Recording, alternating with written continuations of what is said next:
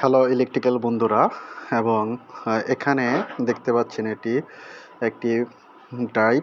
তো এটি DC drive. তো এখানে বিএফডি বা ডিসি ড্রাইভ বিভিন্ন রকম এখানে আপনারা দেখতে পাবেন। তো এখানে যে সমস্যাটি আপনাদের সাথে শেয়ার করছি সেটি হচ্ছে এই ডিসি ড্রাইভে 4টি কেবল দিয়ে একটি মোটর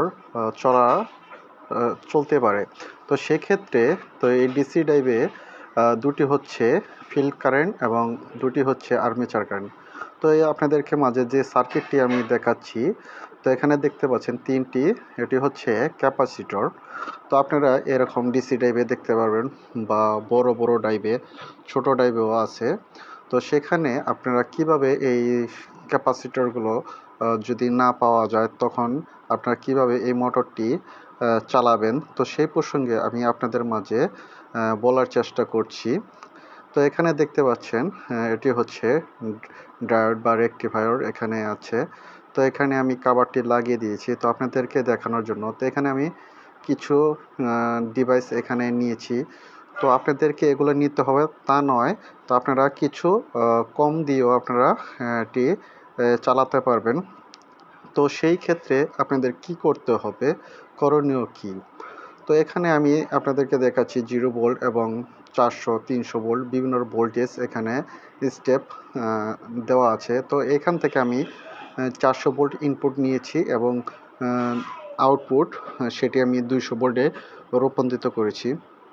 তো আপনাদের কন্ট্রোল সার্কিট করতে গেলে অবশ্যই পেয়ে যাবেন। তো এখান থেকে আমি যেগুলো নিয়েছি সেটি তো বিস্তারিত দেখাচ্ছি।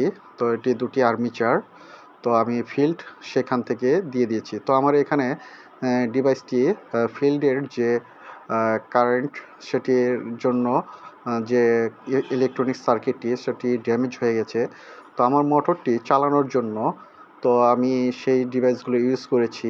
তো এখানে কি করতে হবে তা আপনারা দেখতে পারেন। তো আমি এখানে ফল্ট দেখতে পাচ্ছেন।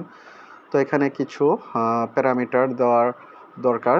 তো সেটি দিয়ে আমি আবার দেখতে পাচ্ছেন রান করেছি। তো সেই প্যারামিটারগুলো বা কি আপনাদের দিতে হবে সেই জন্য অবশ্যই ভিডিওটি লাইক এবং সাবস্ক্রাইব করুন। তো সেই পরে আপনাদেরকে কমেন্ট করুন, আমি আপনাদেরকে বলে দিচ্ছি কি দেওয়া লাগবে। এবং আপনারা দেখতে পাচ্ছেন আরপিএমগুলো। তো সেই ডিভাইসগুলো। তো চলুন এখন মোটরের সাথে চলে যাই। মোটরটি দেখতে পাচ্ছেন আমার মোটরটি চলছে। আমার মোটরটি 49 কিলোওয়াট